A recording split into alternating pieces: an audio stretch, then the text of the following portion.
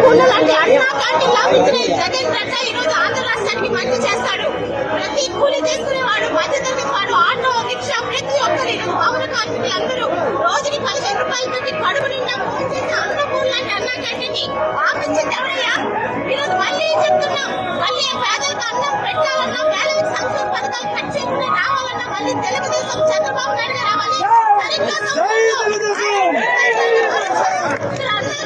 మళ్ళీ తెరిపించి పేదలకు అన్నం పెట్టేలా చేస్తామని తెలుగుదేశం తరఫున మాటిస్తున్నాం.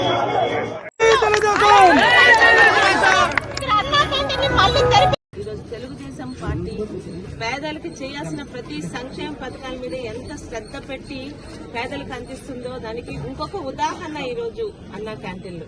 గతంలో ఈరోజు 5 రూపాయలకి ఏమొస్తుందో రాష్ట్రంలో ప్రజలందరికీ తెలుసు. మనం రాసుకునే పెన్ను కూడా రావటం లేదండి. అలాంటి సమయంలో పేదలకి 3 పూటల ఉదయం టిఫిన్, మధ్యాహ్నం భోజనం, రాత్రి భోజనం 5 రూపాయలకే అందించాలని ఒక మంచి ఉద్దేశంతో, ఇదేమీ గతంలో చంద్రబాబు నాయుడు గారు 2014-19 మధ్య ఇచ్చిన ఎన్నికల హామీ కాదు. కానీ అనుక్షణం అధికారంలోకి వచ్చినప్పటి నుంచి పేదలకు ఏ విధంగా సహకరించగలం, వాళ్ళకి సహాయపడగలం అన్న ఆలోచనలో వచ్చిందే అన్నా క్యాంటీన్. అలాంటి అన్నా క్యాంటీన్ ని గత ప్రభుత్వం